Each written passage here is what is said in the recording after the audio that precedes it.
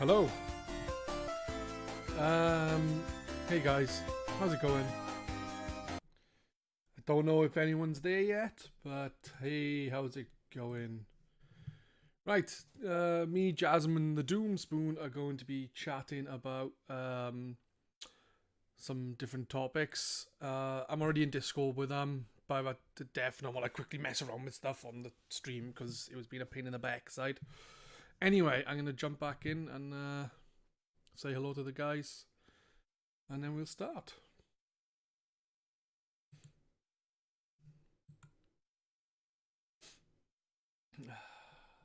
Right, let's do this.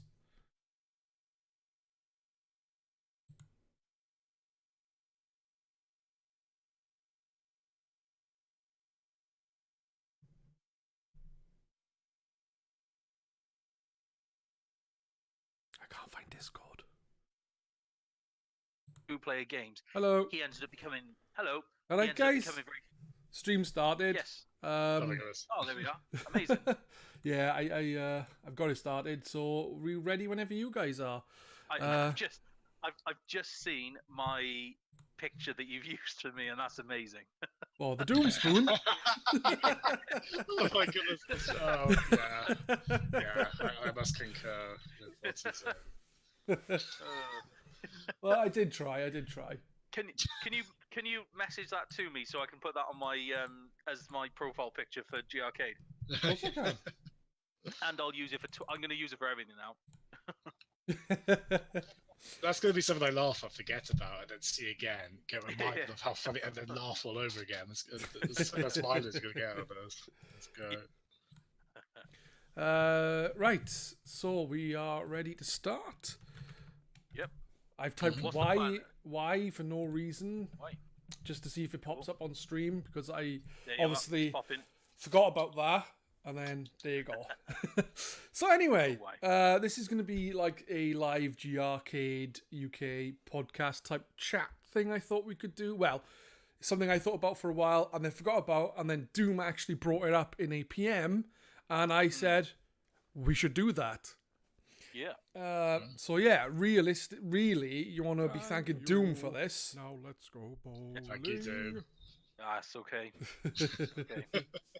It takes other geniuses to realise the dreams of a genius. So we're all in this one together. Oh my. How do you follow that? Right, sorry, I just heard thank you and let's go bowling, which means that we had a follow, I believe, but for some reason it didn't pop up. Anyway, I thought we would. Yeah, I would think we should start the discussion as I have the background as a blurry Game Awards picture. So I thought maybe you guys would like to talk about the Game Awards. Firstly, some of the awards themselves, and secondly, some of the announcements. But obviously, I don't know what you have seen of the announcements and of the actual awards themselves. Okay, so I know I've caught up with the results for the actual awards ceremony. I've been in work all day, so I've been catching up kind of bits and bobs throughout the day. So I know the winners of all the categories. And I know a few announcements, but I haven't gone into super detail on those announcements yet. But I'll be learning as we go along. So that's fair enough. What about you, Jazzem, man? I did keep up with the. Actually, I tell you what I tried to do when I woke up. I found, I think it was like GameSpot trailers on YouTube. And this is a bit pathetic. Well, not pathetic. This is a bit. Basically, I was trying to cover up the names in the thumbnails so I could try and blindly watch these trailers. There's nothing wrong with that. I was going to say, what I tend to do is with GRcade is I log in pretty much first thing and read the threads and stuff like that. I end up not getting around to doing much today because I was watching the Game Awards, all of it, and it was 3 hours long. In between that, I had a game of Mario Party for an hour because Mario Party is fun, right? So I didn't check GRcade, I didn't go on the internet or nothing for the fact that I might have things spoiled. So there you go. But I have actually got a list of some things that you may want to talk about. The first game that was shown was called Sayonara Wild Hearts. Did any of you see that? I didn't know. I think the announcements I've been able to catch up with at the moment have been the major ones. Right. Same here, So- basically, All right. Well, basically, it looked like a kind of music kind of game, really, like a rhythm action game. It looked pretty cool visually and stuff. But for me, the music is not the right kind of thing. So. What genre is it? It seems really like popular. poppy, dancey kind of music, but yeah. Nothing like I was playing in my stream yesterday, is what you're saying. No, nothing like that. It's room for both. So yeah, No, I quite like sort of bizarre rhythm games, especially when they go a bit outside of the field. Did this look gameplay wise quite unique? Was it, did it have kind of a cool hook to it? to be honest, get the- I can't remember what it was like. I only watched it earlier, but it looked like a lot of people were on like mopeds and motorbikes, so it's like a driving game at the Ooh, same China. time. Nice. So it seemed quite interesting, like I said, but musically, it's just not my cup of tea. Sorry, Tim, go ahead. No. I was just saying, like, it's one of those things that I don't.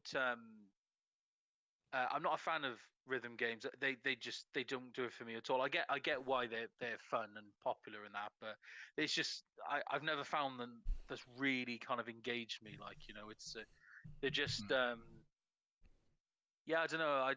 They just don't. I haven't got any hook to them at all. Like, you know. So. Yeah. I thought we'd start with the awards. Than talk about games. This was from the pre-show. There was another game announced at the pre-show, which was Journey to Savage Planet, I believe. Okay. It was basically a CGI trailer. It looked alright, but who knows?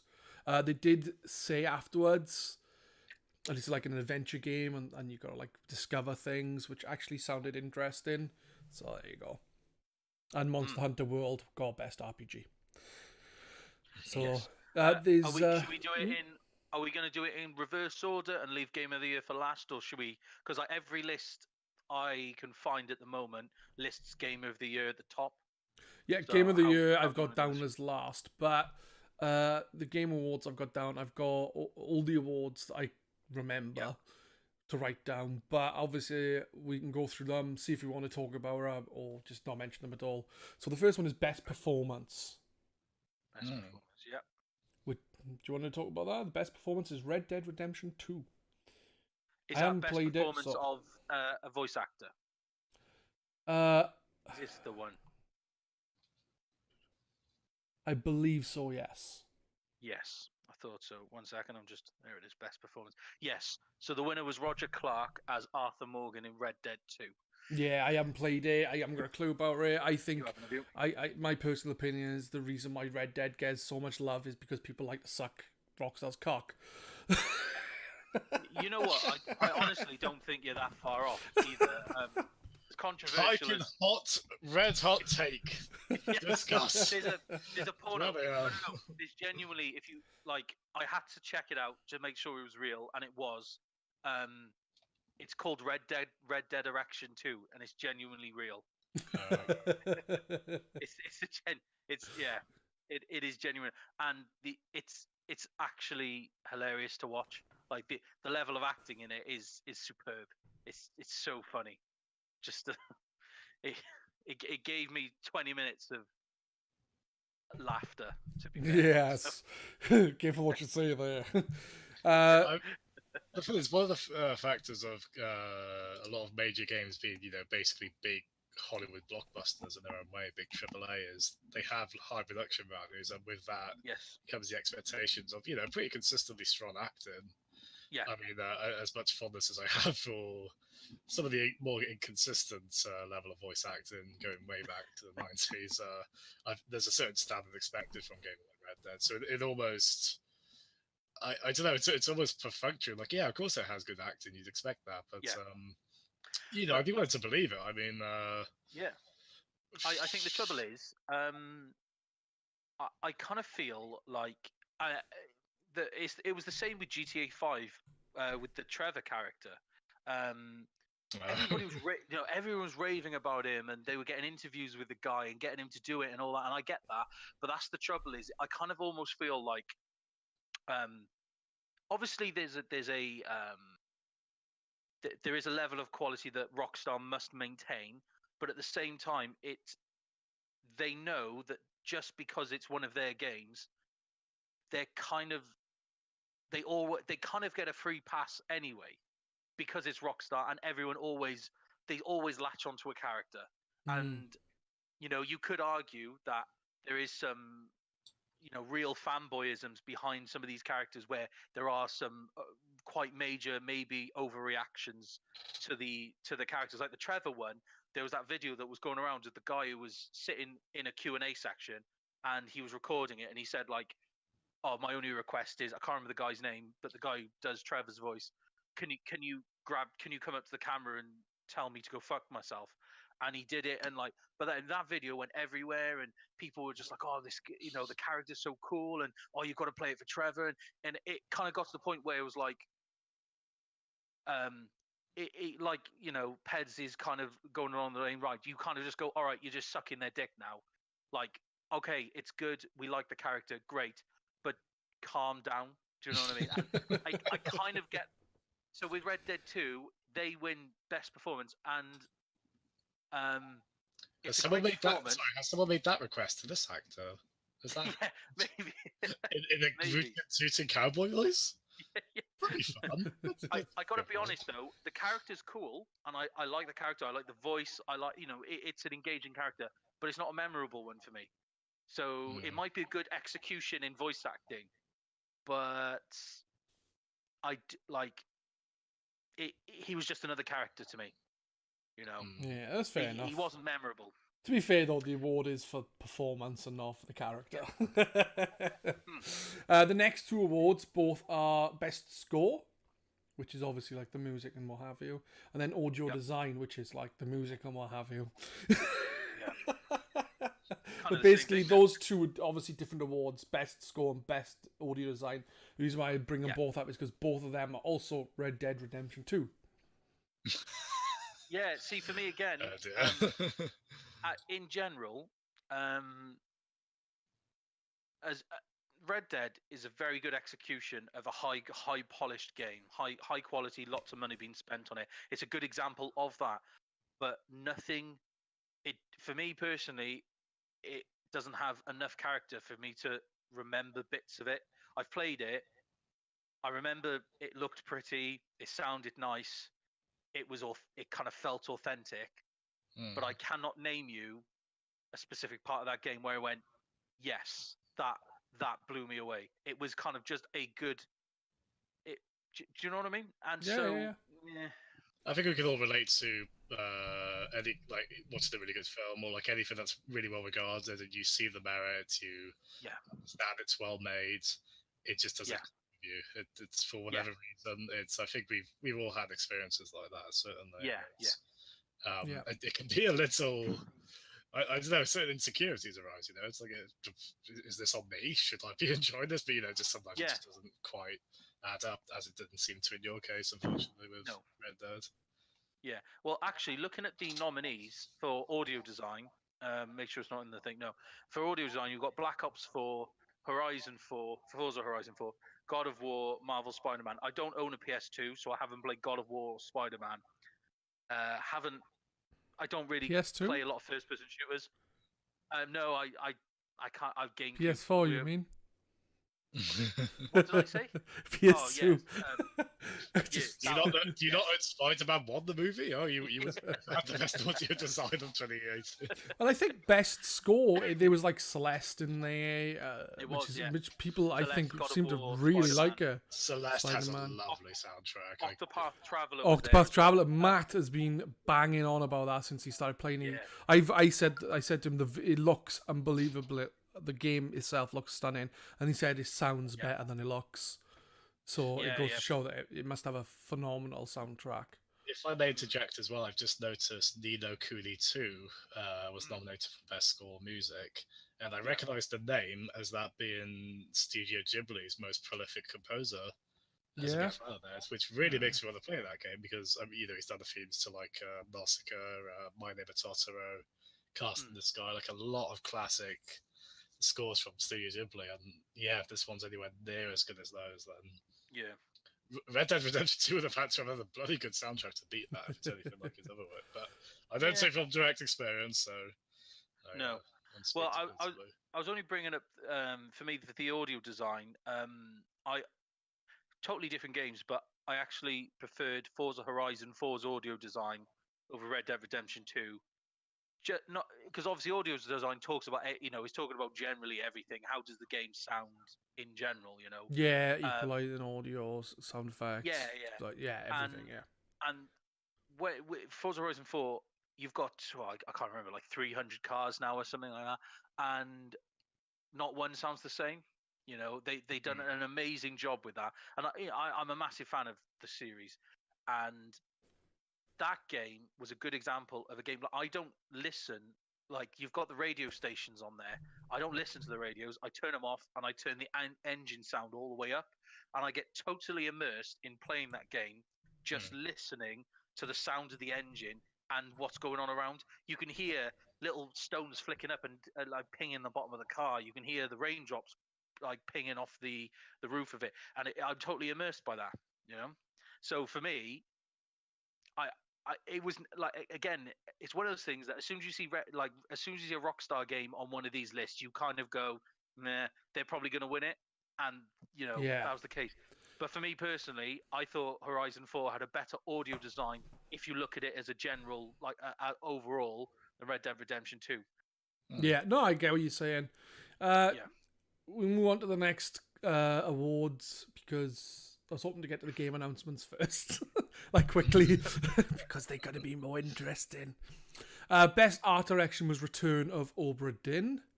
I played it was like a demo a couple of years back that I played that. And it was a pretty interesting game and visually looks really cool.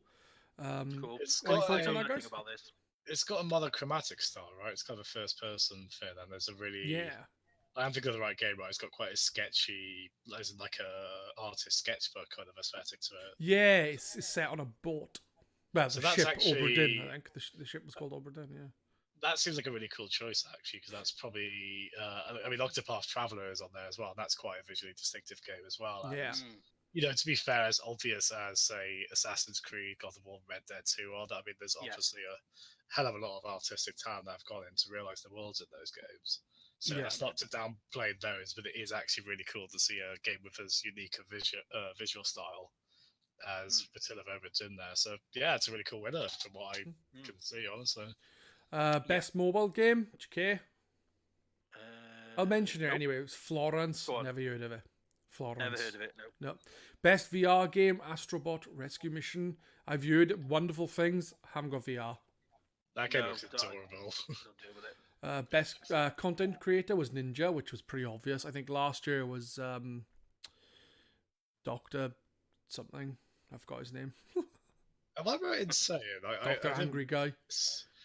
Didn't Ninja play off which Muppet was it? The shrimp one. That's he's hilarious. That was like, let's take a selfie. That's what we want to do. Take a selfie. Right, then you got best esports player. I actually wrote down when it first was anyone care? And then Sonic Fox came up and I was like, this guy seems pretty cool. Like, he was really actually funny. He was like really nervous. And he's like, when he's like, oh yeah, I'm gay, I'm black. And everyone, basically anyone right wing would hate him for it. Oh, and he's a furry. And it was I just couldn't help but piss myself laughing. Like, I obviously don't want to talk politics on a podcast about video games. I just thought him saying that and the way he was acting was just genuinely funny. Well, he's been hilarious on Twitter after it as well. You can tell he's he's a very likable character. Yeah, he seems to be fair, like, and he seems to have done something like he won a tournament and give like 10 grand to one of his friends to help his battle with cancer. So, fair play to him. Yeah, it was his father who got stage 3 cancer. Oh. So there you go. Best debut indie game, which is best indie game from a developer for the first time, something like that. Anyway, Okay. Was The Messenger. There were a few other games in there. Some I thought may have won over The Messenger, but The Messenger won. I can't remember what those games were because my memory is worse than a goldfish's. Well, I've got the list here now. So you're going to say Yoko's Island Express as well, Jim? Yeah. I'm sure there's another one on there. What other ones were on there? Donut Country. No. Florence and Moss. No, obviously it was just that then. Never mind. Best fighting game. Sorry, just quickly. I think that's a cool category. Like I do like the audio design as well. I thought that's kind of given a bit of a shout to the Unsung Heroes. Oh yeah, definitely. Definitely. I think much kudos there. Actually, I mean this seems like a pretty corporate event in a lot of ways, a little cynical in terms of sponsorship, but if nothing else, I do like. I don't know if it's given legitimacy to these kind of things, but it's at least giving them a bit of a. Yeah, no, I agree with you. I can understand the whole corporate seeming of it, but with the sponsorships and that. But I think without that, we wouldn't get what we get. It's probably unnecessary. Next one was best fighting game, which from what I've played out of the list, I agree with, and it is Dragon Ball FighterZ.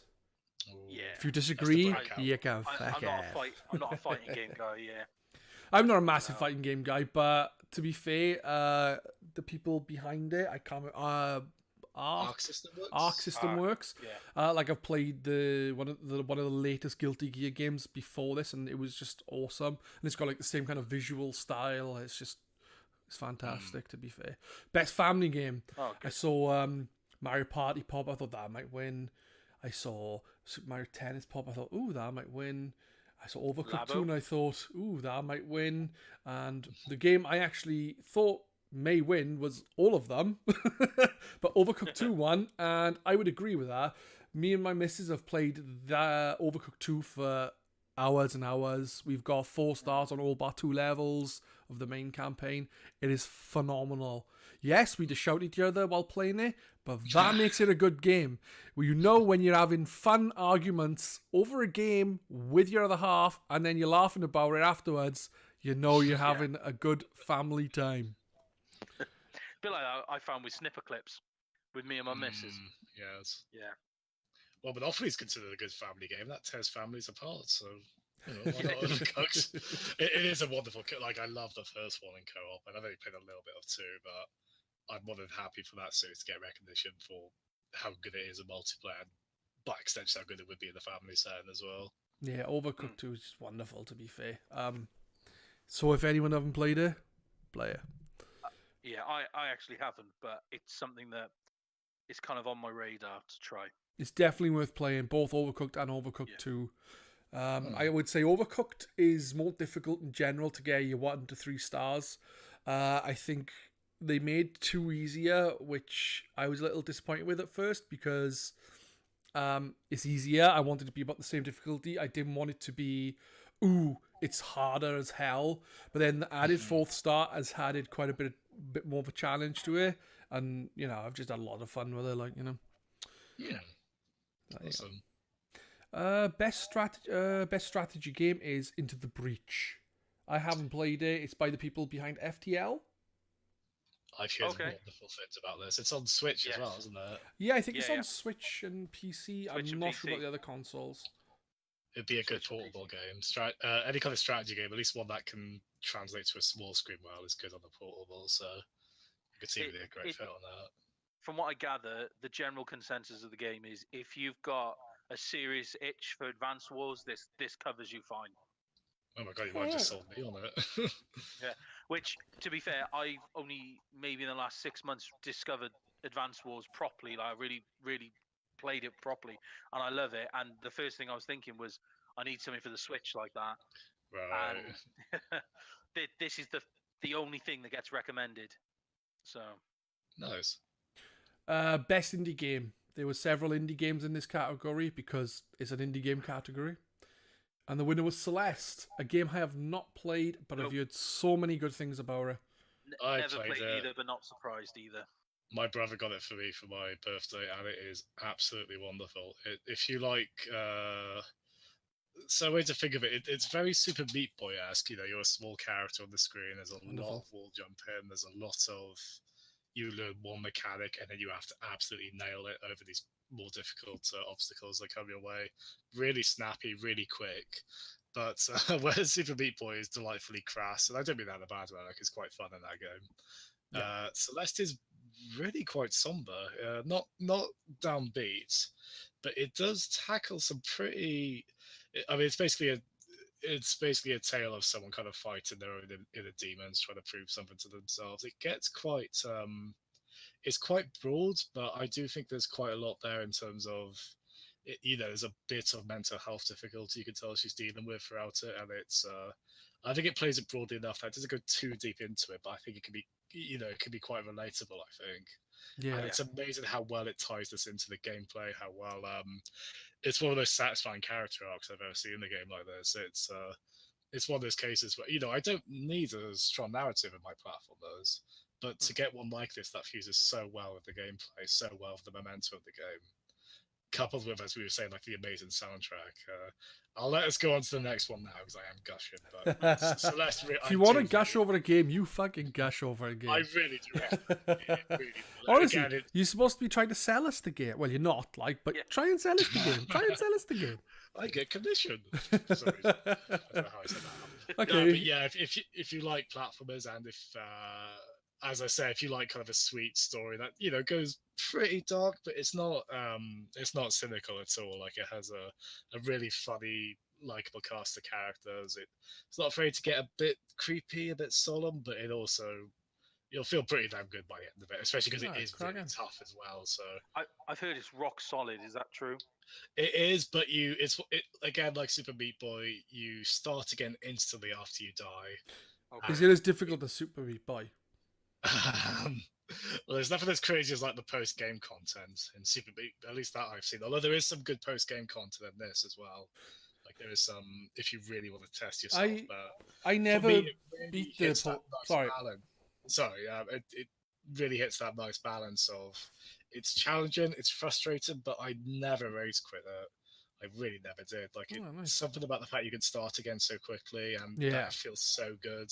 Gives you that one more go feeling, It had perfect difficulty balance, at least in my experience. Sorry, Pedz, what were you saying? No, I was going to say I never actually did the post-game content, like the Dark World stuff of Super Meat Boy. I basically did the main story and did got the characters, including the kid, which I thought the kid was unbelievably difficult. And I actually know people who couldn't get the kid, and I'm like, ha ha ha ha ha, ha. I'm better than you. Oh, I still haven't. Fuck those spikes, man.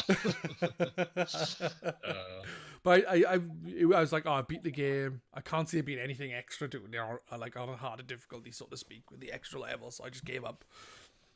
Right, so we move on to the next category, which is best sports/racing game. It had FIFA 19 in there. It had Forza Horizon 4 in there. It had other games in there that I can't remember.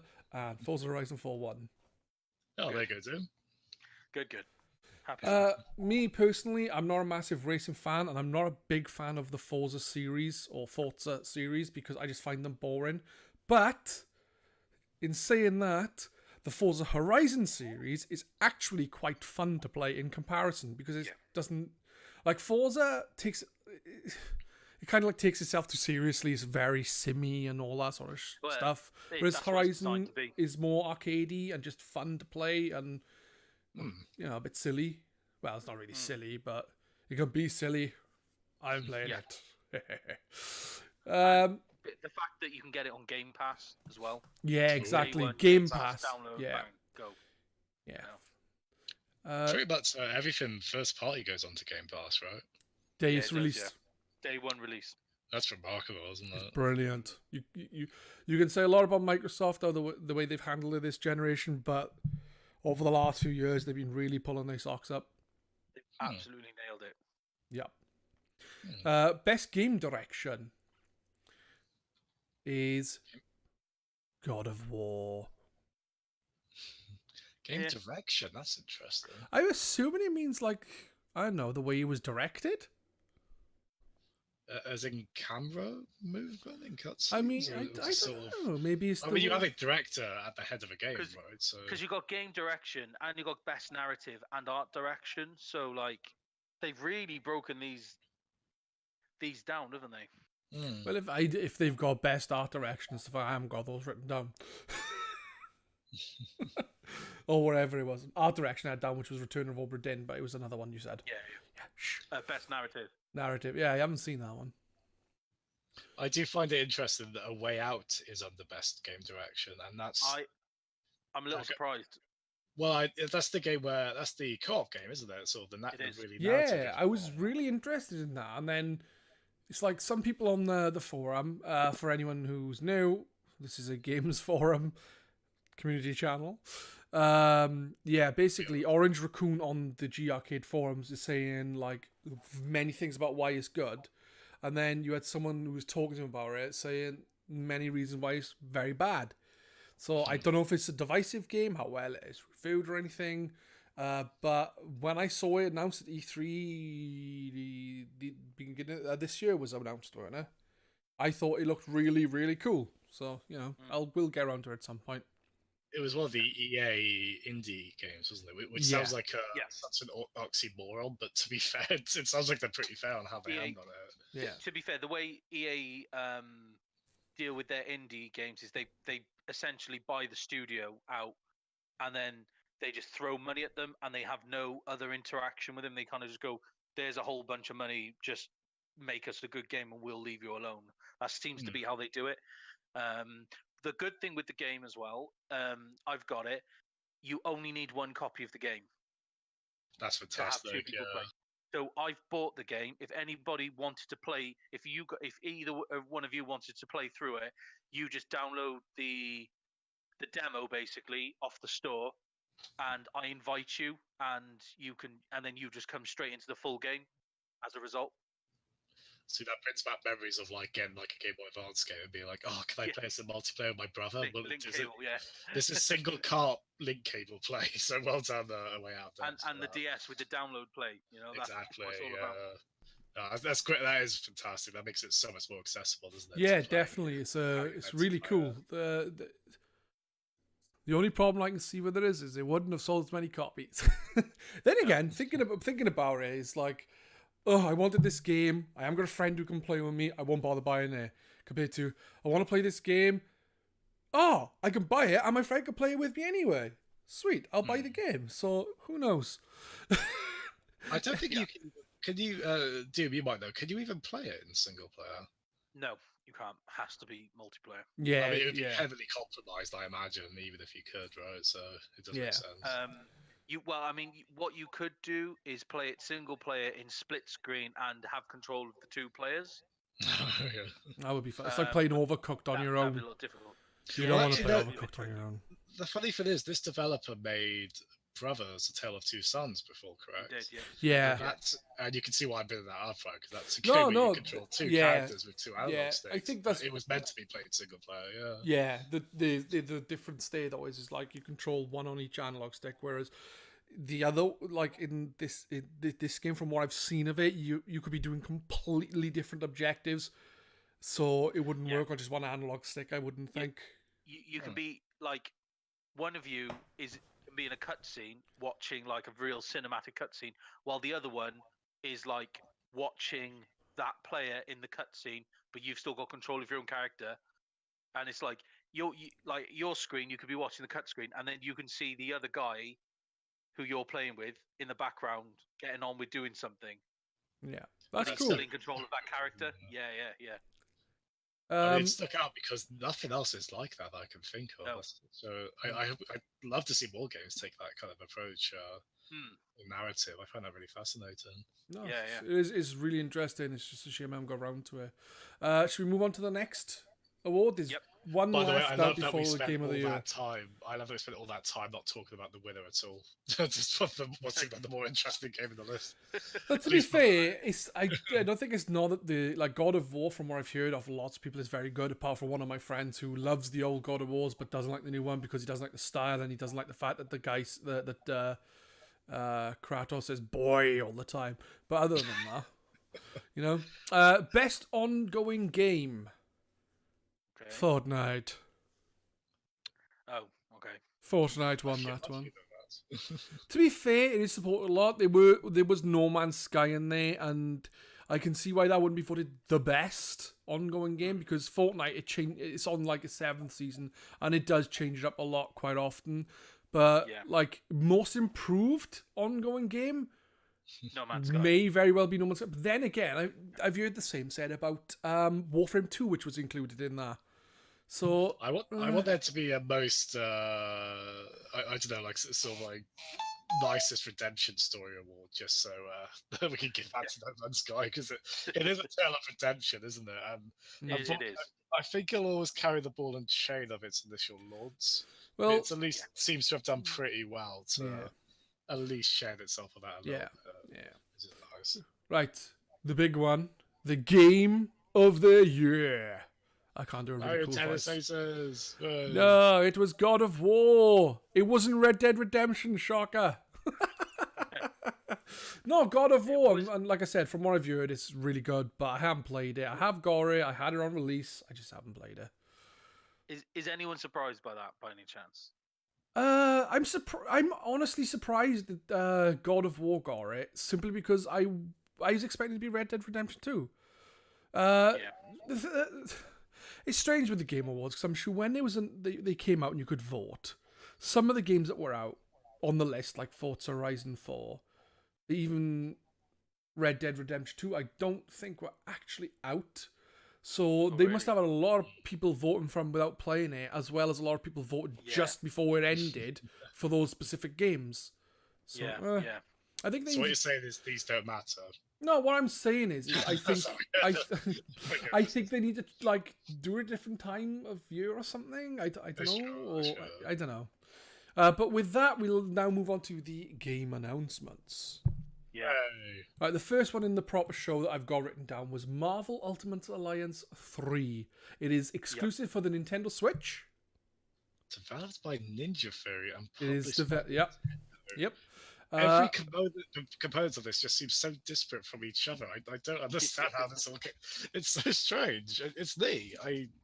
How did this happen? It's so strange. Wait. I thought Ninja Theory were bought up by Microsoft. Oh, it's Team Ninja. Fuck's sake, I did it again. Yeah. I am always confusing those two. I mean, for obvious reasons. So it's Team Ninja, is it? It is definitely Team Ninja. The people behind Other M. It's definitely Team Ninja. And Ninja Gaiden, Ninja Gaiden's their big thing, isn't it? Yeah, well, it was until they ruined it or something.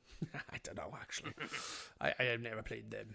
The newer ones. I mean, they've had a rocky history, but they have got a pretty good pedigree for action games. Yeah. That's what Ultimate Alliance basically is, right? It is, yeah. It's like Diablo-style game. Diablo, right? Yeah, yeah. When I was looking at the trailer when it was shown, it looked different to how I remember seeing the other ones. Like, it had different views and stuff to what I remember seeing the other ones. But as I haven't played the first two, I do have them on Steam. But I heard they're very dodgy on Steam. Point is, I haven't played them. I can't really judge. I'm watching the trailer right now. No, I'm watching the trailer right now, just to kind of get a feel for what it's all about. I've heard of the games, but no, never really. So, did you guys know that in this? I think it was the second one when it was coming to various systems, including the Wii. The team put Link and Samus character models in, and they propositioned to Nintendo to put them in the Wii version. And I think I'm right in saying they showed them it on the PS2 version. They which did, freaked Nintendo executives out. They were like, "No, get this out." And that's the reason why they weren't included yet. Like, guys, you should have put a Wii remote button prompts on the screen, not just triangle and such. But would it be neat? Not saying it might happen, but should we move on to that? I don't know how long you want to talk about each game, but there is a few games. There was quite a lot. It was 3 hours long. So the next thing that was shown was a Rocket League DLC. It was a McLaren something car. I was like, I'll still buy it, but no, they didn't mention anything like that. They just showed a McLaren. That's it. Oh, well, I'm not bothered then. Yeah, I'm a nostalgia hog. I just want the license.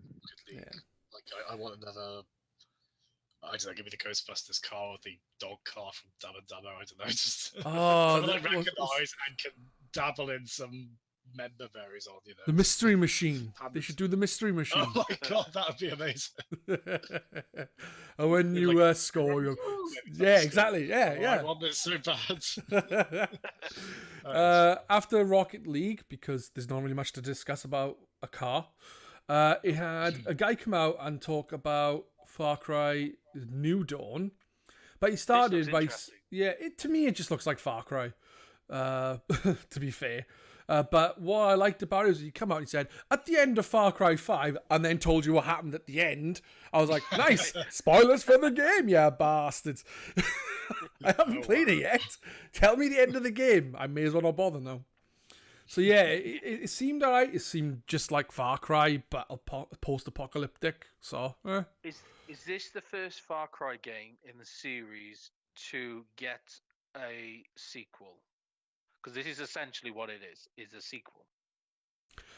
Yes, it takes off I think so. I think events of 5. I think so. Yeah, yeah. So this is an expansion like Blood Dragon, or is it Primal, the prehistoric one? That's the thing that I don't know if it's an expansion or if it's just a full game. But from what it may be is it may be like Primal and is using the same map, just slightly different. Yeah. Like Primal used the same map, but then made it Primal. So I get what Doom's saying though, that this one seems more because Blood Dragon and Primal were pretty wacky experiments, the way, weren't they? Like, especially where this is still just remaining in the narrative, you know. It's a bit more direct. Okay. Yeah, that's fair enough. The next game that was shown, I personally myself thought looked really cool. It's made by the guys behind Bastion and Transistor, and it is called Hades.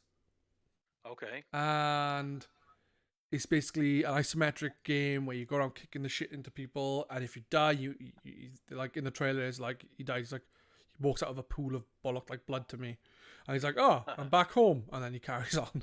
"Oh, let's go die again." It was his exact words. Let's go die again, and he carries on. I've got new clothes for the wash. Are we going to know that yet? But I like Bastion a lot. I've played a tiny bit of Transistor. I really like their aesthetic. I like it as well. The thing is, though, is I haven't played the last game before. I can't remember what it's called. It was like a strategy style game, I think. But the reason why I bring that up is because I haven't played that. So excluding that, in both Bastion and Transistor, the person you play as doesn't speak. In Bastion, you got a narrator. In Transistor, it's your sword. You know? I think it's the sword anyway. But in this one, it seems like your character actually speaks. Like at the start cutscene, someone's talking to you, like, "Do you know where you are? Do you know who I am?" That kind of thing. And he's like, "Oh yeah, father, I know," and walks off. But the one thing I noticed is I did look on Steam just to make sure, but it seems to only be on the Epic Store. Oh, yes. The new store. Yep. That was announced. It's already kicking Valve in the dick. Yeah. So yeah, that to me looked interesting. I advise you to have a look at the trailer. The next game then was called Ancestors: The Humankind Odyssey. I believe it's already been announced. It was like a glimpse of the gameplay. I don't know if either of you saw it, but it was basically I wouldn't say a gorilla. It was like one of the evolution stages, and it was showing like different periods of time. So it was like, I think they were more slightly evolved. Like in the first one, it was like you were swinging through the trees. In the last one, you're using weapons to try and kill like a boar. Okay. So it looked interesting, but again, I don't think it would be my thing, especially if it has like any survival thing in it. I don't like survival games either. So if it's got that, no. For me, the next one that I saw was Forza Horizon for Fortune Island. Doom. Me, I was like, same old, looks like a racing game. Doom, your thoughts? Because you seem more interested in Forza. Yeah, they always do really good. Like, first thing with Forza Horizon games, they always have pretty good expansions. You know, they always try and push the boat out for every single one. My only disappointment with this one is I genuinely thought they were going to add an extension to the UK because Forza Horizon 4 is based in the north of England into Scotland. I was so like Edinburgh is one of the city that you can drive around, and the local towns around the area down into, I think it's like the very, very top of like northern England. I was really hoping these expansions, instead of doing, because like they kind of follow like the pattern of either doing like Forza Horizon 2 we had Storm Island, Forza Horizon 3 we had can't remember what that was called. It was another island type thing. I was really hoping this one would kind of buck that trend and maybe like trying to maybe expand the country that you're living in, that you're driving in. Sorry. So it looks cool. It's going to be good. It's going to be well designed. It's going to be like really, unique things to do, more cars, and it'll be a good execution of what a racing sim, arcade racing DLC should be. It's hard to pin down, isn't it? It is, yeah. But I would have liked to have seen them extend the UK and maybe pushed into Wales, because at the end of the day, Wales has got quite a strong heritage when it comes to motorsport, because we've got the World Rally stage, the Wales stage of the World Rally Championship. So. And that's a yearly thing. So we've got the heritage. We've got the heritage, and we've got the recognition. It's on the world stage, Yeah. you know. Yeah. Do you know I what? would have liked to have seen that. I'm not going to play Forza Horizon 4, right? Until they add in the Rhondda Valleys and I can run over people I don't like. Which is everyone. You scum. Let's just go trade ourselves outside. What studio makes these? Let's just protest outside. It'd be such a good use of our time.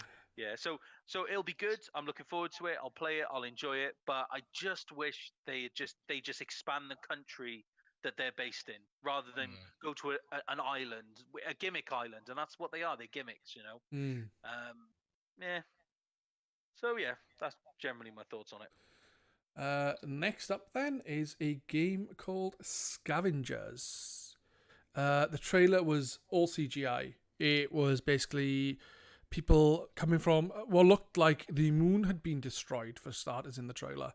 And then they were landing on Earth from like a space place. Space place. A space place.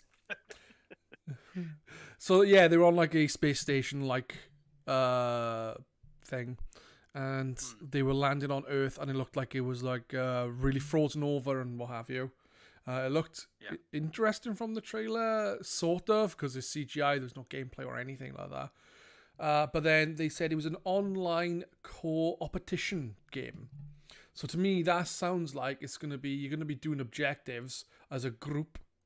And then you're going to have another group trying to do the same objective and probably try and get in the way. So like the Hunt Showdown, that kind of thing, because that's a group of two trying to hunt down a monster, and then you got other people trying to do the same.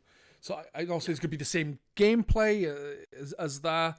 I'm just saying it's the competition is a similar kind of thing. And cool premise. So I love snowy games though, so I might have a look proper. Cool. Dead by Daylight was up next with dedicated servers and trailer for a new DLC, which showed someone with a different mask stabbing someone. Nice. Interesting. Next up was Anthem. The only note I put when I do these kind of things, guys, I do little notes, not long, sentence or two. My note for this game is still unsure on whether I like it or not. Because everything I've seen up till now has made me think Destiny. Yeah. The trailer today didn't really change that, but it was more story-focused trailer. So it kind of made, to me at least, just it got me a little bit more interested in it. And that's also, got to be a move. That's got to be a move to qualm people's fears that BioWare aren't doing, because that is very BioWare-y, that sounds like. And when this game was first shown, it was like, oh, is this going away from what people like about That seems like a power move to make people understand. I don't know. It's still very BioWare. Yeah, and that's what they were saying, because the guy was talking about, I can't remember his name, Casey Jones. That's Casey Jones. We're talking about people with masks on beating each other. Yeah, go for it. But yeah, he was basically saying, it's still a BioWare game. It's still going to have lots to do in there. I hope that's the case, because I've played a fair few BioWare games, even like before Mass Effect. I played a bit of KOTOR and I enjoyed that, but I'm pretty sure they did what they do. They did it was like a top-down isometric game. Baldur's Gate. Did they do Baldur's Gate, or was that Obsidian? Never. Which one was Neverwinter Nights? Because that's tied to that. I think that's they both Dungeons and Dragon universe. Yeah, I think so. Anyway, enough about Anthem. None of you care about Anthem. The next game that was announced. I know that at least one of you is going to get an erection. It was Crash Team Racing Nitro Fueled. Basically, a nice remaster of Crash Team Racing. I just heard his pants tighten. That's not appropriate. Yeah, this is it's a really great little car race in the original Crash Team Racing. Its fans, bless them, are a little bit. They'll kind of talk to you about the church of CTR, why it's better than Mario Kart. If you, I don't know, that reset era thread got really weird. It got very sort of into that kind of, when you have kind of a cult favorite game that's maybe not as big as the major one, but I mean, it was still crap. To be fair, you get that kind of thing with the only other kart race I can think of that people are overly excited for. I wouldn't say overly excited, but they go a bit above and beyond compared to a Mario Kart fan, is Diddy Kong Racing. I was going to say Diddy Kong, yeah. The thing is the things I've heard about Diddy Kong is the story stuff. The main single player mode actually sounds really good, and I wish Nintendo would do the same thing, because it sounds a lot more involved other than just a GP. That ties back to this, because CTR is pretty damn. I love Mario Kart 64, but the single player for that is like Grand Prix time trials, and that's it. And then Crash Team Racing lets you do single races. It has kind of a wealth of unlockable characters. It has a pretty fully fledged Diddy Kong Racing style story mode where you go between different hub areas, do all these different kind of challenges.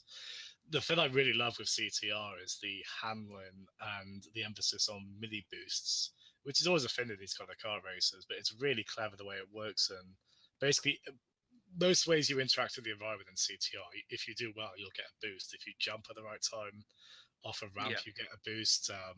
The way the power sliding kind of works is there's a meter that goes along the bottom right corner as you start power sliding. You press the other shoulder button, that gives you a boost, and then you time it well again. It's a game that really rewards sort of really good time and really good knowledge of the tracks. A great kind of fun little, goofy bouncy Crash soundtrack. It's ideal for something like this because obviously you get online play. And it also ups the count of 4-player split screen games, which we don't have a huge amount of. So that's good. I mean, the 2 seconds they showed a 4-player split screen seemed to be dropping frame rate quite a bit. So maybe it won't be terribly stable, but I mean, the fact it's there. Is the game? Do you know if the game is 30 or 60 frames to start with?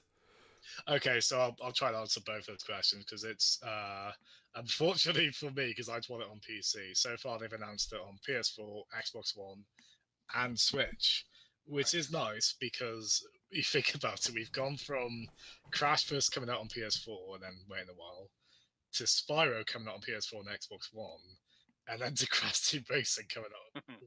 So hopefully the next one can come out on all 3 consoles and PC as well. I thought that CTR was actually coming to the PlayStation 4 first.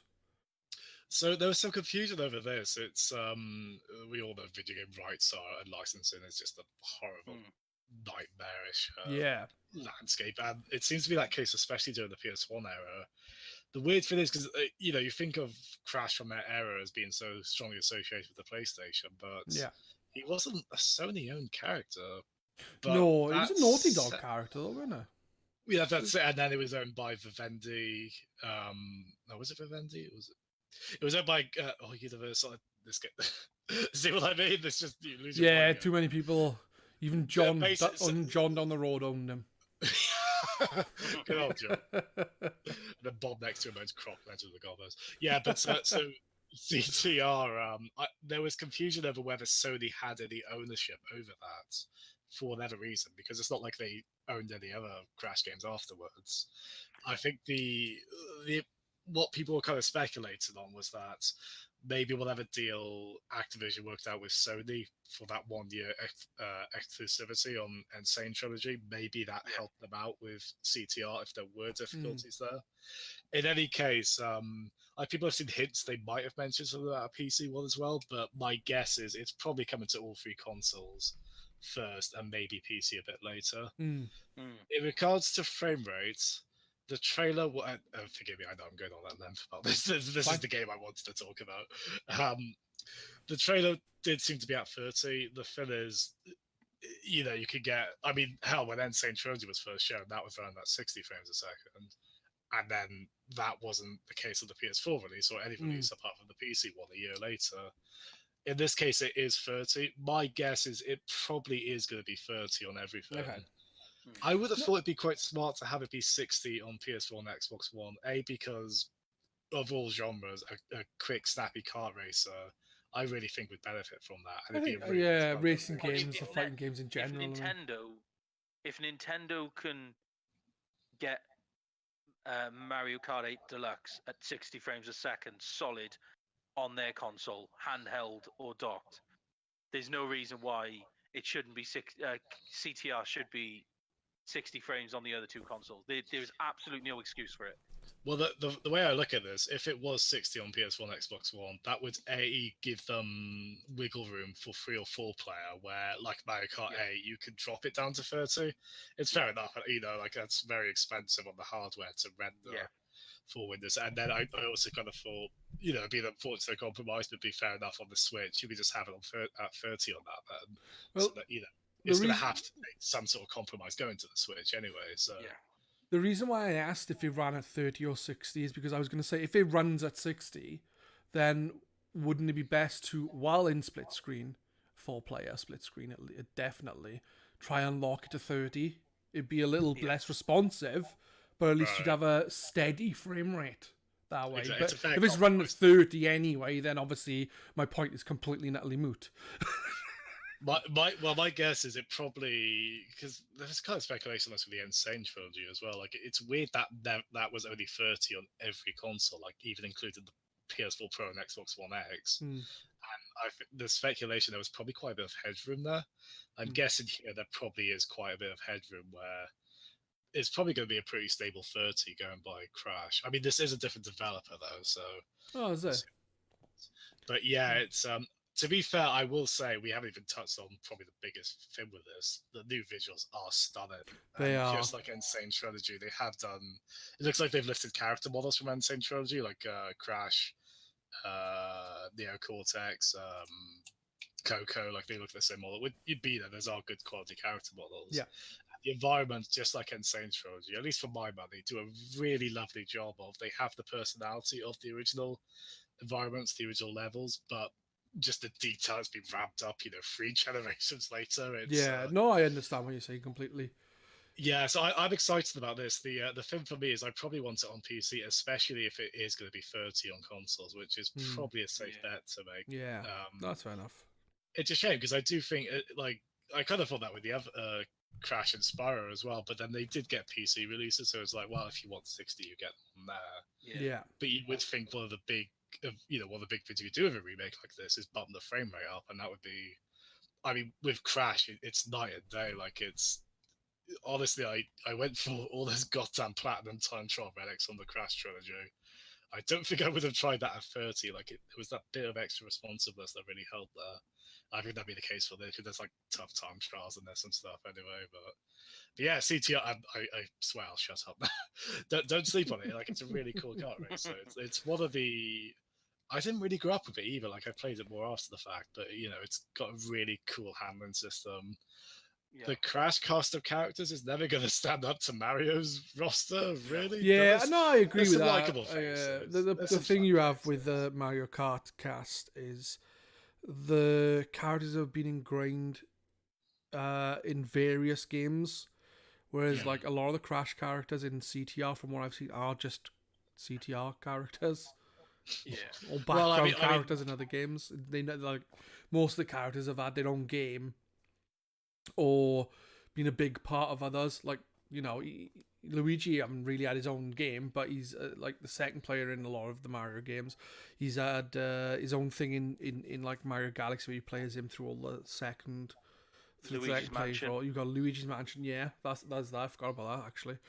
Then you've got like the Paper Mario, 1,000 Year Door, where Luigi isn't a big part of the game, but when you come across him and he tells you about his adventure, it's just he's just awesome. Yeah. So what you say that CTR should have Luigi? Also, yeah, exactly. And also Luigi died. I watched him die. Death killed him. But well, people want Spyro in this. Yeah, I think it's because they were tweeting about it, weren't they? Like the Spyro people and the. Oh, that's right. Because this is one of the announcements that just got leaked everywhere, right? Like yeah. But obviously, you know, people are probably disappointed by that. So, it's. Well, I mean, but as you said, like even the official Spyro account did that hint about it like a few hours before. Exactly. The Spyro drone was like, "Oh, I'm at Snowy Mountain Peak." I don't know what it's actually called, and it's like, "Oh, see, Spyro's clearly in the game." No. That's after you visited Snoop Dogg, right? Yeah. Okay, no, we don't live in great times in all respects, but that's a little like bright light. But again, forgive me for going on so long about CTR. It's just as I say, you don't need to apologize. I'm all in on these games. Like I think they're doing a lovely job with these. You know, I grew up an N64 kid as well, so it's sort of nostalgia seeing these at my friends' houses. But I like chunky platformers. I like chunky kart racers. So you know, I love the Insane trilogy, and I'm all in on this as well. I wonder though, is Mario Kart Monday under threat? Well, there's no day that begins with C, so there's no alliterative day that CTR could take over. Right, we shall move on to the next game now. Yeah. Not because I don't want to listen to Jazzem talk about it. It's nice to hear some enthusiasm about a game. But there's still about 54 games left. Exaggerating. The next game that was announced was called The Outer World. It's by Obsidian. Good. Yes. Yeah, I like the look of it. I think the thing I like about the trailer is the description of this game. Yeah, it basically, well, they did do Fallout New Vegas, which most people tout as the best new modern Fallout. Also, they were the original developers of Fallout, which is why they had a lot of good ideas for Fallout New Vegas.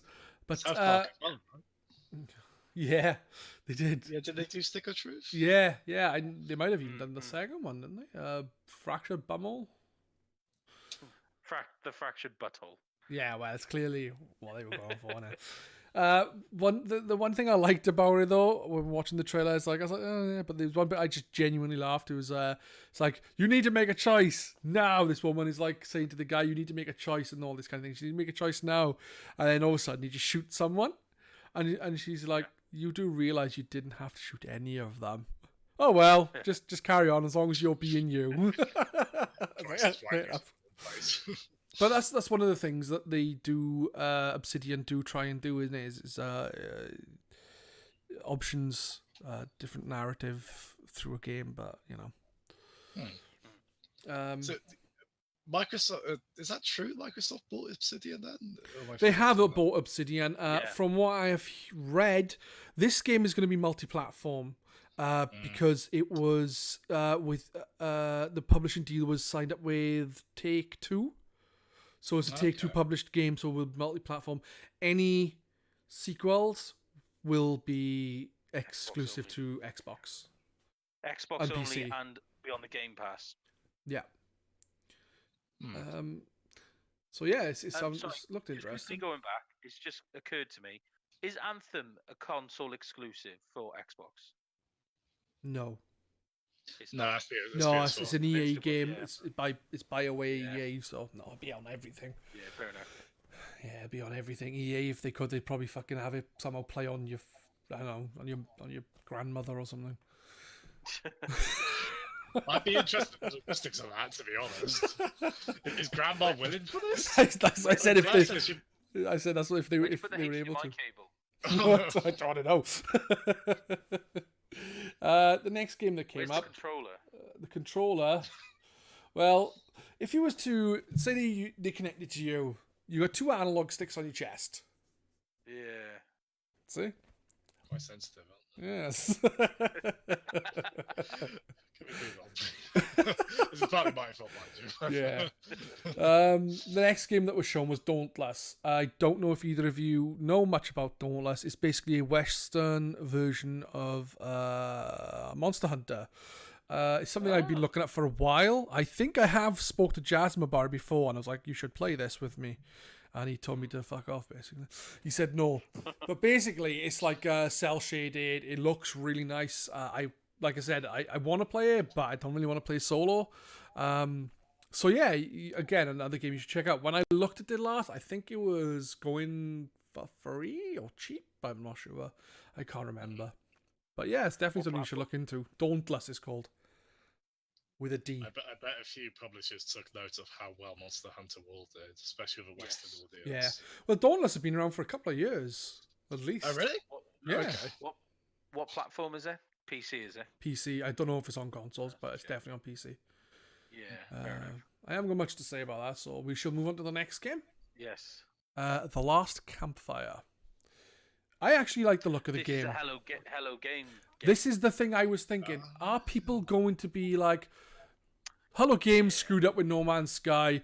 Let's forget about that. This is a different kind of game completely. Let's just crack on. Or they're going to be thinking, I was burned by Hello Games after No Man's Sky. Shall I not bother? Do you think that No Man's Sky controversy is going to affect the sales of Last Campfire? I think the people that were burnt by No Man's Sky gonna hold umbrage to this new game.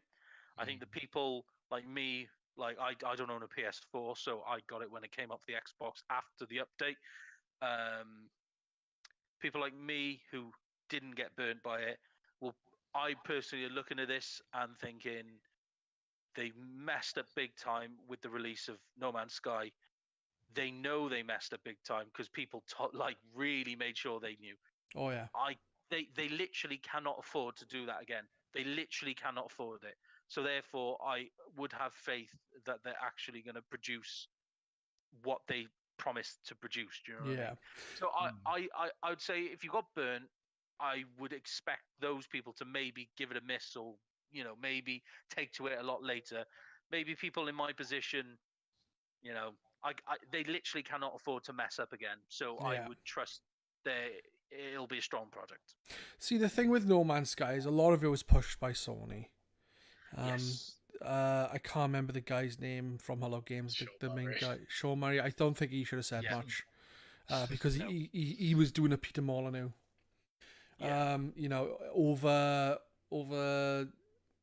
Overselling, I guess. Overselling, overestimating what could be done. And the thing is because Sony backed so much of it, they were stuck on a Sony deadline as well from what I think.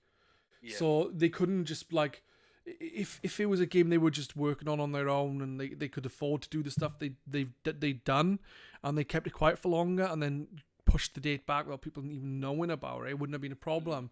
But it got to the point where they were delayed the game a couple of times, and then they were getting death threats and loads of other stuff like that. So I can understand why they got it out when they did, but at the same time, it was really unpolished, unfinished. It needed more time. This other game looks like a smaller, story-driven game.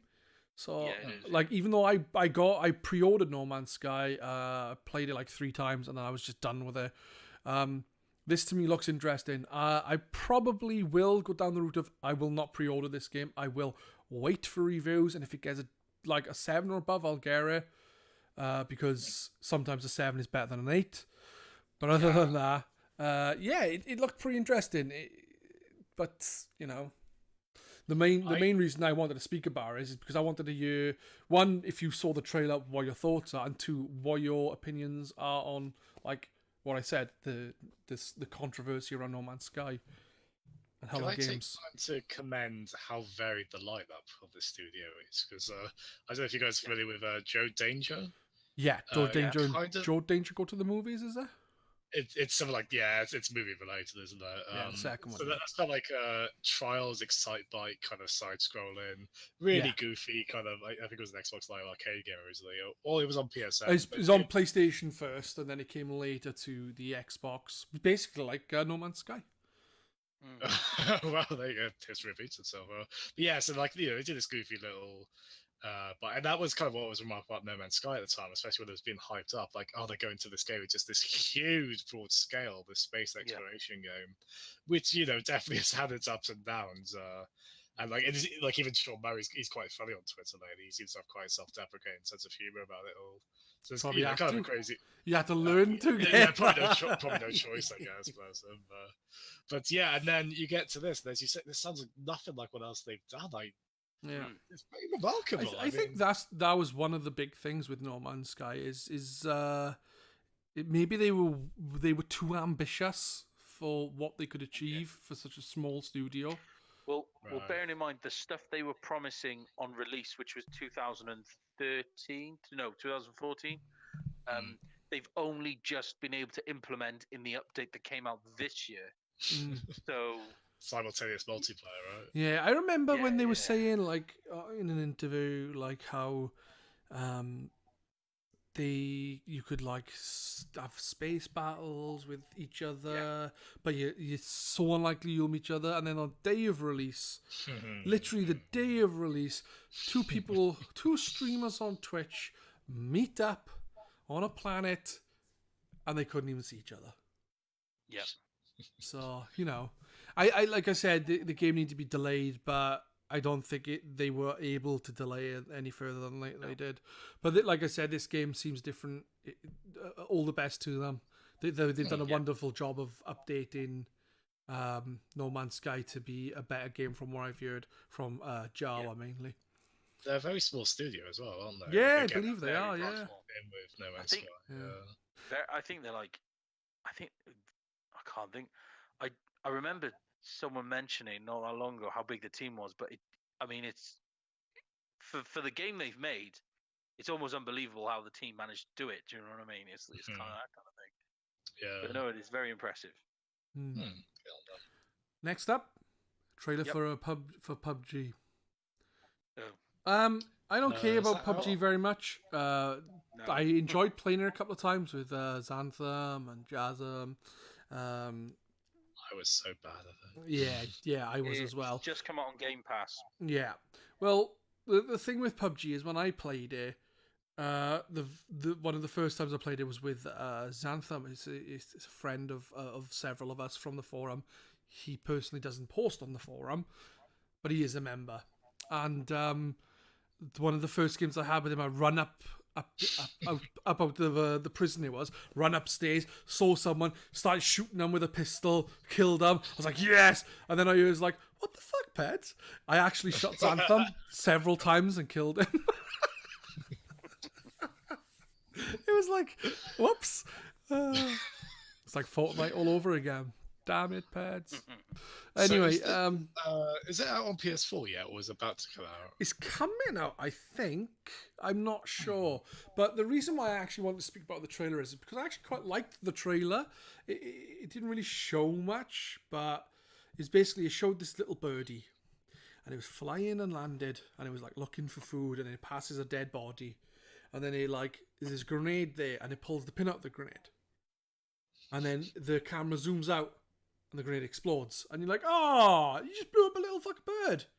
And you could see there's a nest then with eggs in it. And it's like, oh, well, they're going to fucking die as well. Especially as it's all frozen and snowy.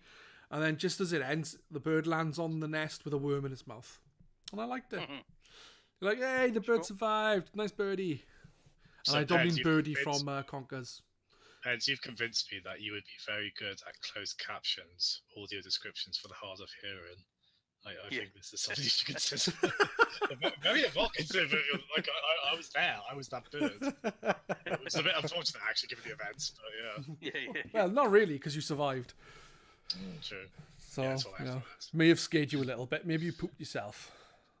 I will be honest, I don't like it when there's a bird above me. If there's a bird on a wire above me, I will run past it. So I do not want it. I don't want it landing on my head, if you know what I mean. Anyway, next game. That's what we have to say about PUBG. Yeah. Birdies poop on her. Next game came up was by the Ark creators, Ark Survival Evolved, I think it's called. Oh yes, it was called Atlas. There's a big, massive world. Pirate MMO. It is. Well, what's really? It looked. It genuinely, from the trailer, it looked phenomenal. It looked awesome. I genuinely was like, wow, I want to play this. And then they turn around and say it's a massive game on MMO pirate game. And I'm like, oh, sounds good. And then they turn around and say survival. And then I just went, ugh. I tell you what they're gonna do. They've literally taken the Ark model and gone, let's reskin this with pirates. That's I guarantee you. Yeah, well, it looks kind of different though, with like the whole treasuring and the pirating and stuff. But we'll see. I'll keep my eyes on that because it seems interesting. But so I don't want to have to like. I'm a pretty big guy, and I don't have to eat every 20 minutes to make sure I don't die. Here's the thing. It's going to be interesting because we've got Sea of Thieves that came out in March, I think, with constant updates. You get an update, I think, every week. You get a bigger update every 2 weeks and a major update every month with the new content. The game is totally different to when it came out. To be fair though, when I actually saw it, I was like, oh my god, it's what Sea of Thieves wants to be. Yeah. But then Ubisoft have also at E3 this year announced that they're making their own version of a pirate game, which will be out in Well, I thought they showed that last year. It was basically, from the sounds of it, from what they showed and what people heard, it was basically just pirate in the sense of it was just like ship battles. It was just the sea stuff from Assassin's Creed 4 Black Flag. But from the sounds I know, they've added a lot more to it. I think. But is that Skull and Bones? Skull and Bones, yeah. Skull and Bones, and obviously you've got this Atlas that's probably due out next. Well, I assume it's out next year. I'm sure they said it's like the size of 12,000 Ark servers or something, which would be massive, wouldn't it? So here's like the they made a full world. Every time I hear about Ark, there's usually a bit like PUBG. Actually, I was just talking about. There's usually derogatory comments about its optimization or lack thereof. Horrible. Oh no! It's horrible. You can attest to that, can you? Yeah, I've got Ark for the Xbox One. I bought it via Game Preview, so I didn't pay full price for it, and it is, for me, not worth full price. Okay. The game, I paid $27.99 for it. I don't mind paying that for a Game Preview. I've got the full game now. I'm happy with that. Just if you don't mind investing half your life into it, you'll be fine, because everything takes so long.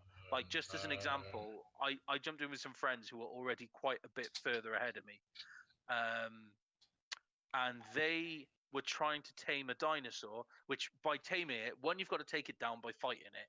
Then once you've taken it down, you've got to constantly feed it and guard it from someone else trying to tame it. And you got to do that for yourself as well. Yeah. And then if you've got a group of you, like normally by now you've got a group of you, you've got a clan going, you've got little headquarters you built, and Anyway, the issue is the one dinosaur we took down took over 47 hours real time, and that will keep ticking even when you're offline, because it's a server that anybody can jump on. And the problem you've got there. The problem you've got with games like Ark, and Rust, I think, and other survival games is you could make this lovely base with your friends. You all jump offline, you come back on, it's all been burnt down. Pisses all over it. Exactly. So apart from the fact that it was horribly optimized, they released it on the Switch, and it can barely run on that. I don't even know why they even attempted it. Ark is on the Switch. Ark is on the Switch. Wow. It's horrible. It is horrible. Wow. Cash grab. That's all. It's a cash grab. That's all it is. Do not buy it. Don't buy it. There's one server. The graphics are like SNES graphics, and it runs like shit anyway. Unless you mean Super FX there as well. They did release. I can't. I'm not sure if it was the exact that developer or if they outsourced it or what. But didn't they release like a Minecraft style Ark game as well, like with Minecraft visuals and everything? That wasn't just an Ark skin pack in Minecraft, was it? No, it wasn't. No. But anyway, that Atlas game, seriously, you haven't checked out the trailer, have a look at the trailer. It will make you think, wow, this is going to be good. And then after it, pretend you didn't use survival. And then after it, have someone say, it's a survival game. And then see how deflated you feel. That was the trouble with Ark. The trailers made it look amazing. And then you played it and you realised that it's just not optimized for anything, and that's the trouble.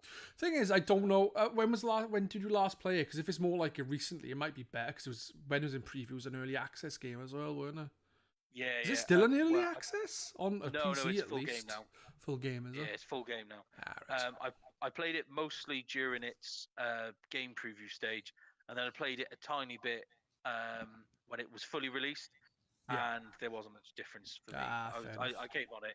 And I was like, yeah, okay, it's a little better, but no, I'm good. I've got a life to be getting on with. 48 hours to tame a dinosaur. No, thank you. Then again, to be fair, that was a big selling point of Final Fantasy 15. This boss will take you 72 hours real time to beat. And to be fair, most people are like, oh. Next up is a game called The Dread World Rises. And the Dread Wolf.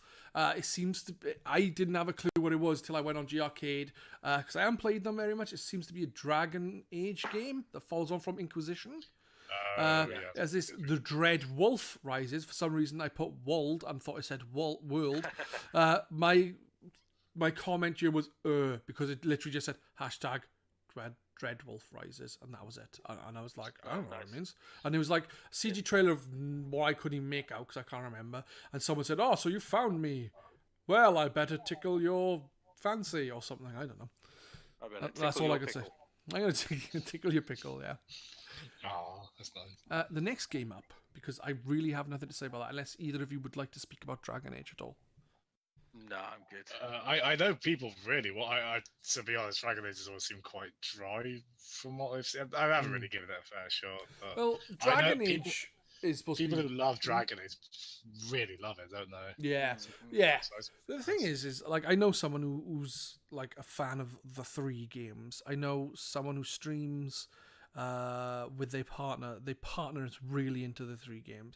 But then most people I hear is like I see a comment on the games is the first one is great, the second one is turd, the third one is very variable on people's opinions. The first one was a very early game this generation, wasn't it? It was, yes. Yeah. And I've also heard the PC versions of the games are better, especially the first one. Inquisition, yeah. Yeah. And I think this is one of the characters who says, "Oh, so you found me. I'm Jeff." I think it's supposed to be someone from Inquisition, so... Yeah. Next up is a game that is created by the people who made Abzu, which I've yet to play, but I thought it looked lovely. But it's called The Pathless, I think. And basically, if I remember correctly, because I saw a lot of trailers over 3 hours and played Mario Party, as I said. No, but I'll pause this so I could see stuff. Anyway, basically, you start off, it looks like you started as this woman who's trying to get somewhere, and then all of a sudden you find an owl or an eagle, and then you and this eagle are like going through stuff, and like one bit of gameplay looked like you were like shooting things like in the same vein as Panzer Dragoon or Rez, but it didn't look like Rez and didn't sound like Rez, so it actually looked good. But that's what it looked like. But it also had other things in there, so I'm wondering if it is a game with several different gameplay aspects. But it looks like it may be a linear story, which is cool because I think there's too many open world games around now.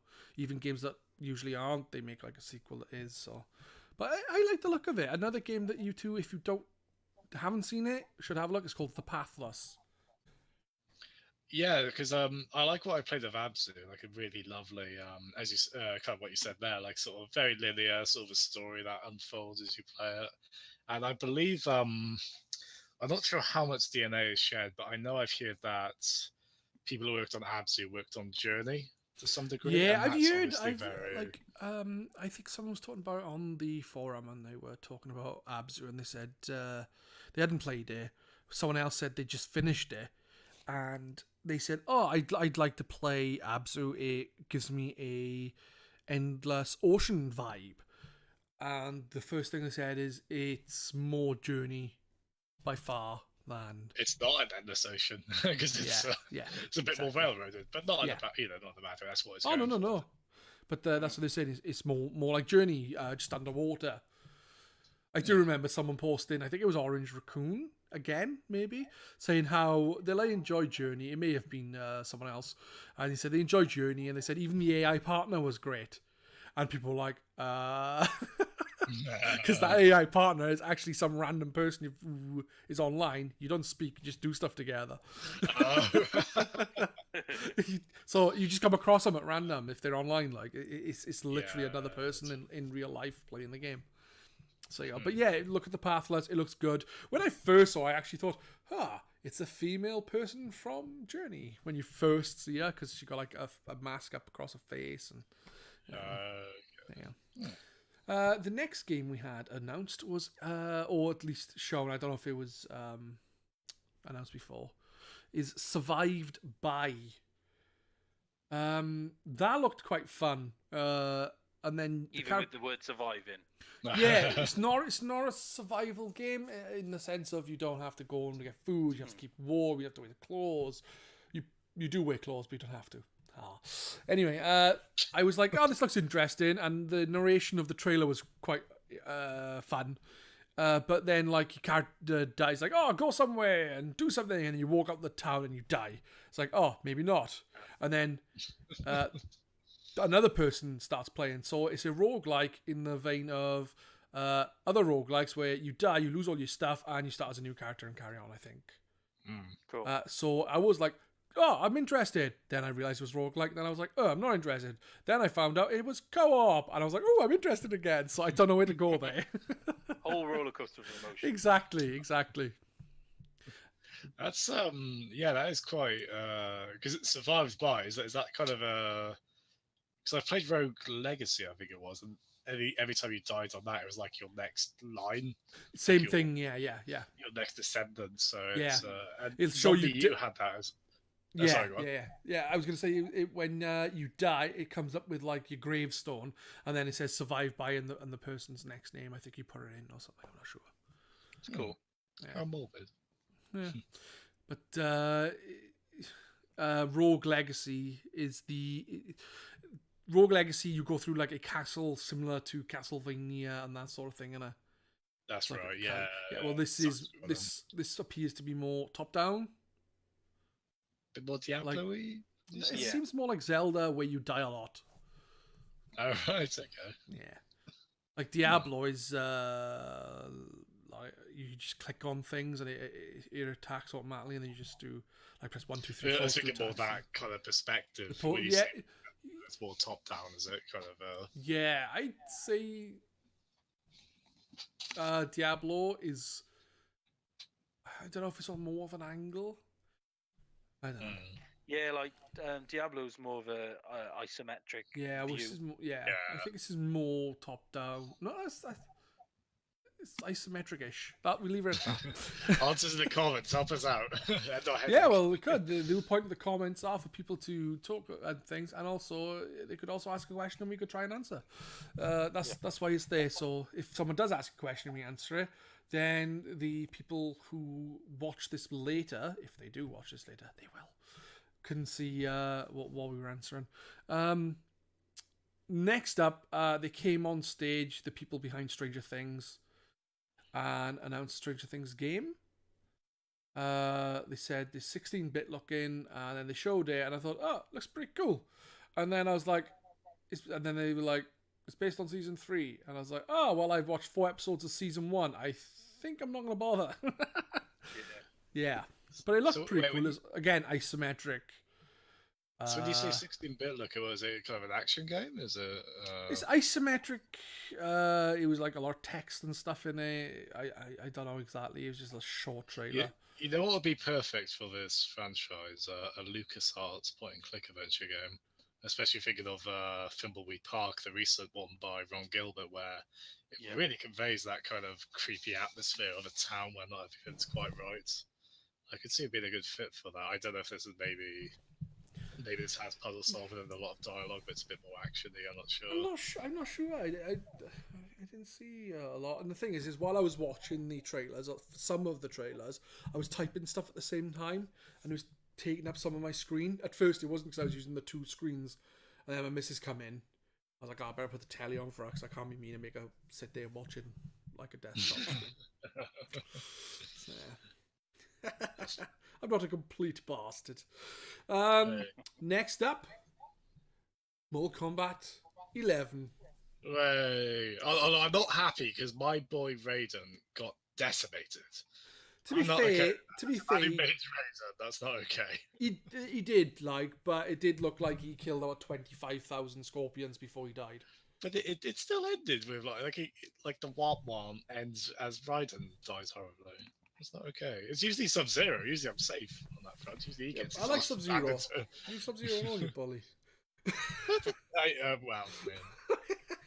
Yeah. Actually, his freezing abilities, god damn, man, especially in the first 9, was it? Yeah, so we've had Mortal Kombat 9 and then 10, which was X.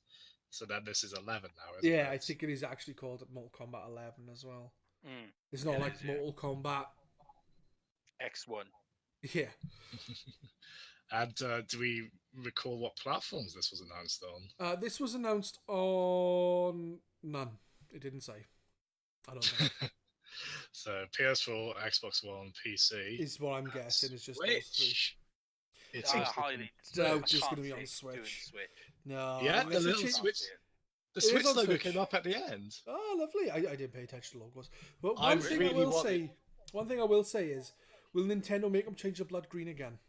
I want a SNES mod that makes them bleed sweat and makes all the fatalities horribly awkward because they've censored them all. or like makes it so you can only do friendships or babalities. I know, maybe even that's too much. That'd be hilarious. I'd be up for that. But it is cool it's coming to that. It's one of those little nods of legitimacy that goes to the Switch whenever a big title like that hits. So that's quite nice. Yeah. No, I agree. There's quite a few games that make you think, oh, the Switch have got like a decent lineup with third parties when you've got like Doom, Skyrim, Wolfenstein 2, Mortal Kombat 11's come in, and you got Mega Man 11, so you've got like a big variety on there. So yeah, it was super interesting Digital Foundry videos as well, because it's like, oh, what did they compromise? How well did they hold up? And this one will be very curious on that front because the last game looked gorgeous. Mortal Kombat. I mean, it was quite grotesque some of the imagery, but it was a very good-looking game, and I assume they'll keep that up with this. And I'm not. I do like that. Mortal Kombat is kind of fun slog, but to be fair, they have. Speaking of legitimacy, like the recent games have been played in tourneys and stuff. They have actually, they've kind of received a bit of legitimacy in that field. Like they are well-made fighters. I'm definitely more of a Street Fighter guy at heart, and if I'm honest, the fatalities are sort of goofy fun. But I always think it's kind of weird. You've just got to assume that the most famous aspect of this franchise is non-canonical, because otherwise, everyone in Mortal Kombat is a horrible human being. All willing to commit horrible bloody murder and then grin, you know. It's like, look, I just widowed someone, everyone. It's very strange. Yeah. But I agree. That's not with Mortal Kombat, you really need to suspend your belief, or whatever the hell people say.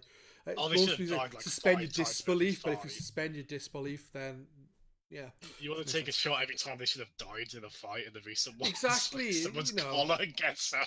Yeah, heart exactly. gets Like, crushed. yeah, that's what I'm saying. It's like so much happens. Like hearts get busted, necks get snapped. Just like, ooh. Anyway, People chop each other up with axes, swords. It's all very schlocky. It's all very silly. Yeah, exactly. It's a very grindhouse kind of. That's the thing, though. Mortal Kombat back in the day was a lot about the fatalities and the brutality of the game compared to the gameplay in comparison to Street Fighter, because it wasn't as good as it wasn't as like competent at fighting as it. But I think the last couple of games, like 9 and 10, have really improved on that front, because it seems to have taken a lot, like a bit more, added a bit more to its technical side. Yeah, they did a remarkable job of. I don't mind the older Mortal Kombat. Again, I'm much more of a Street Fighter man, and the older Mortal Kombat are so much more stiffer. They can still be good fun though. There's fun aspects to the aesthetic. The recent ones, I think, did a really good job at. They don't feel far. It doesn't feel like they threw everything out with those. Like they did take the basic template, but I think, as you say, they were able to layer a lot of complexity on top of that, while still making the games accessible. I think, perhaps importantly, in terms of a broad audience, there's a lot of meat to these games in terms of like extra modes. The single player is quite meaty. You get a big story mode, which I'm not that fussed on, but I know that's important for a lot of people. Like they're able to make these packages that really appeal to not just the hardcore fighting game crowd, which I think is why the series is continuing, and probably why this one will do well as well. So good on them. They do make a complete full package out of these. Unfortunately, the last one did have some DLC unpleasantness. I think it was Goro, the four-armed fella. There was something like where I don't know, people weren't happy with how they handled him, and this one. Yeah, I thought Goro was like a pre-order character. Yeah, I think it was a sort of thing where they were like store exclusive pre-orders, or there was some fussiness there. Like this one already is like, is it Shao Kahn, the main bad guy of? I think that's right. Yeah, I think he was like already. They're like, oh, you'll get him as a pre-order. It's like, all right, if you have to, you have to. I'll keep my eye out on CD keys for the PC version, because a lot of the time after release, because they've still got keys left for it, that you then get a bonus item with it. Oh, there we go, sorted. Next item up on the list, if you don't mind me continuing. Go for it. Psychonauts 2. Hooray. My thoughts on the trailer were, I like the look of it. I like the style. It seems like it's going to be a pretty funny game. And then I think, I haven't played the first one. So what am I to do? I mean, I don't know if you should probably play the first one because the first one's very good, and to be fair, I should as well because I still haven't finished it. It's maybe that's an eventual stream for myself one day, but I'm pretty sure because Psychonauts has an interesting history because it really was a major flop. I think Majesco published it, and you don't see Majesco nowadays. I think Psychonauts is one of the big reasons they continued to struggle for a while, but a cult following could go a long way, and the fact we're getting this, it looks as good as it does. As you say, the humor's on point.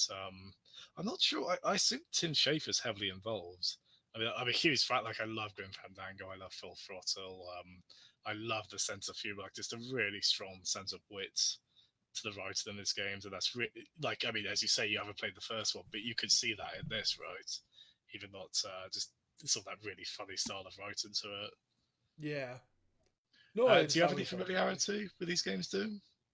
No, I'm not. I'm not familiar with them. I've heard of them, but I'm not familiar with them at all. At the very least, it is. Again, it's a bit of a nostalgia for maybe to that excitement of like, oh, they're doing the sequel to Psychonauts. But again, it's one of those kind of cool cases where it's merely a big cult following that got this back, because given its initial sales, this should not exist. No. So there's a cool kind of little story arc in that, as I say. And I hope this does well. Like, I'm really rooting for it. Like they're probably budgeted it reasonably. Like it looked gorgeous, but I can't imagine it's like they haven't put Red Dead 2 money into this or crunch time, hopefully, for that matter. But yeah, I'm definitely excited for this. Cool. Last thing that was shown the last thing that was shown, unless something was shown after the end of the announcements, which I didn't see, was Smash Brothers DLC. Hey. I think it's really cool that they've got a character from Persona. Like it seems quite out there, but as I have no massive affiliation with it, it's like not a great deal. Then I'll still get it because, like I said to you, I'm getting it definitely now because it's pretty cool that there's someone from a franchise that haven't even been on a Nintendo console, and two, it just goes to show that they could put anyone on there. By I'm getting this definitely is I meant the DLC pass. Yeah, because I've already got Smash Brothers. I have noticed response has been quite divided on this. I don't know if it's that exciting to people who aren't familiar. I have no idea who the character is personally. So he's from Persona 5. His name is Joker, but I think it's only on PlayStation 3 and 4. So right, yeah. I mean, I still haven't played 5. I'm still hoping for that PC port like a loon. But I love Persona 4. And it's cool to see a franchise like that get into Smash, kind of, again, a big cult favorite. And I tell you what, the animation in that trailer, like you saw that trailer, right? The animation, that was cool. So much style to it, wasn't it? Unfortunately, no actual gameplay. We did not, so that probably didn't help either. People who aren't convinced by the character. The trouble is, they've announced it, but development on the characters probably only just started now because they admitted where the last direct we had, where they showed the Piranha Plant. Yes. They said we saw a little bit of gameplay, but they said this is all we've got. We're still developing the characters. So if they've only just probably finished developing the Piranha Plant character, which means all the optimization and balancing comes into question now. They probably haven't even started on Joker yet. I wouldn't have thought. Right. So, that's what they said. They said the characters are going to be. None of the characters that are coming out on the fighter pass or whatever it's called, none of them have been developed yet. They're kind of being developed, being balanced. They're being totally developed from scratch and then released. Yeah, even the Piranha Plant isn't ready yet, which is why it's coming in February, isn't it?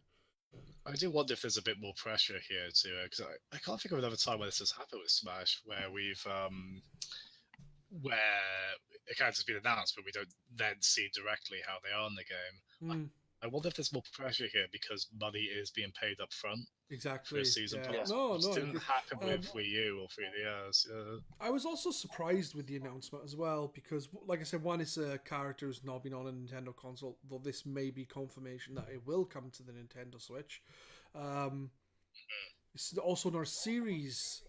They've had 10, what's it called? Shin Megami Tensei games on there, but not the Persona series. But the thing that surprised me most is I expected a Nintendo character to be the first reveal, not a Sega character or Atlas character. Which I'm not sure which it is because I think Sega own it. Oh, I guess it is another. It's kind of like how Bayonetta is also a Sega character, even though you don't directly think of her as well. This is kind of in that wheelhouse as well, a bit, yeah. But it's I think it's quite a cool inclusion. Again, it's probably I know a lot of people are jaded from all the Fire Emblem characters or kind of anime blade wielding swordsman, or I think he uses a knife this one, so I can see why some people aren't first, but I think it's a cool inclusion, and I think, as you say, Pedz, it does set a precedent for, because no one called this.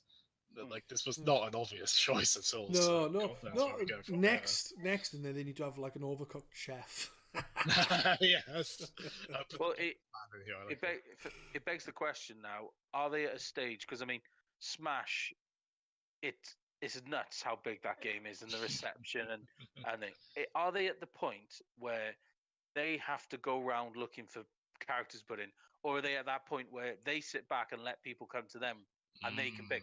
Because genuinely, the game, I mean, it's so big, like literally big. You know, with 70 plus characters. No fighting game's ever been like that before. But crucially, it's just such a big title to be a part of. I can almost imagine the developers just sit back and kind of go, "Let's see who turns up. Let's see who wants it most." Because if you're a Smash developer, you do not need to go chasing characters down. They come to you. Do you know what I mean? Yeah, I don't know, because like I think the 5 DLC characters were chosen by Nintendo themselves, not Sakurai. So I don't know how to me it's like Nintendo, like people have speculated Nintendo might go for characters that would then be beneficial to them in a like not publishing, but to advertise and what have you. Whereas Sakurai, I think, would genuinely just go, if like he's calling it Smash Brothers Ultimate, I think he would go for some like really out there kind of things. Like look at the inclusion of Piranha Plant. They need to make Sandbag an actual character. That's what I want. That's what I enjoyed about. Like, no one is unless a leak comes about. No one is calling these. Like, who the hell expected Piranha Plants? That's great. Piranha Plant need it. I like being blinds. I like being sucker punched with these just completely out of left field characters. Go for it. Yeah. I don't know how much more you want to talk about these now, because we were planning on talking about a couple of other things, and we've been live for nearly 2 hours. We've run way too long for that. I was going to say, we're probably way over. Yeah, so I don't know if you want to skip the discussion about the PlayStation Classic, Smash Bros. Ultimate, and Mega Man Legends for this week, or talk about briefly, or maybe talk about those things next week. Let's do, because I'd say Smash is only just come out today. I probably won't get it until just after Christmas now anyway, but crucially gives you guys a week to really get your teeth into the game, maybe talk about that more in depth next week then. PlayStation Classic, we know it's a disaster. It's just going to be it'll be more of a disaster to talk about next week. You know what I mean? When they find out more things like wrong with it. The reason why I brought up the Classic as a subject in the first place, the reason I was saying was the reason why I brought it up in the first place is I thought it'd just be interesting to talk about it, because we could have talked about the things we liked about the old PlayStation, what have you. So I thought it would have been fun for everyone to talk about, but at the same time, we need to get some sleep. Let's say, and we don't want to run out of stuff to talk about next week anyway. Yeah, well, there'll be plenty to talk about next week. There's always something to talk about. Retro Spotlight as well. Yeah. Do Retro Spotlight next week. This has been obviously because of the game awards. Everything's so heavily focused on that, but from next week onwards, I think it's going to be a bit more of that standard structure.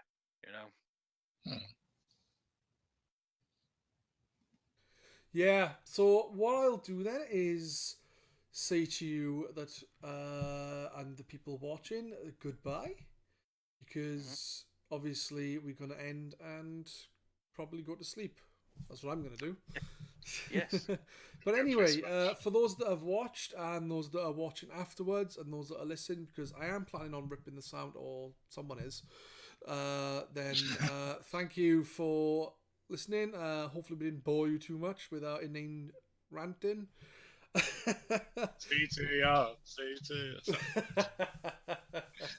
Anyway, thank you guys. Thanks so much for taking part in the first of the GRcade Twitch chat thingies that haven't got a name yet.